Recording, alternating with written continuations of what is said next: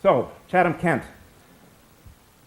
As I said, I have a little bit of experience here. We were wrestling in 2008 with these issues. I know there have been citizens' task forces looking at it since then, but there have been no adjustment of the ward boundaries since amalgamation in 1998. And that means, I guess, that the boundaries are sort of based on the 1991 census figures. There are two problems associated with this absence of change, and one is that people move around, that population distribution changes. I do have to say that in one sense Chatham-Kent is lucky. I mean, I know municipal councillors want to promote growth and have a prosperous economy, and I know Western Ontario has its problems in that regard.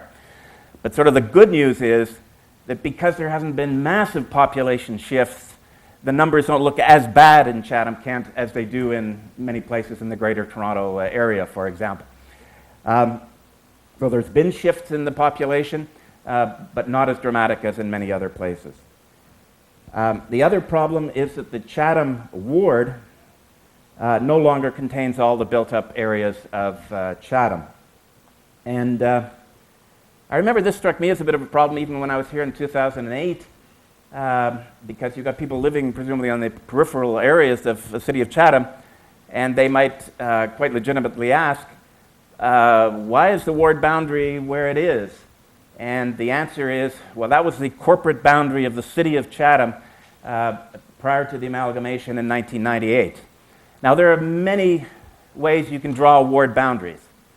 Communities of interest, all kinds of different ways, but basing them on old corporate boundaries of 20 years ago doesn't seem like the most rational way of drawing boundaries.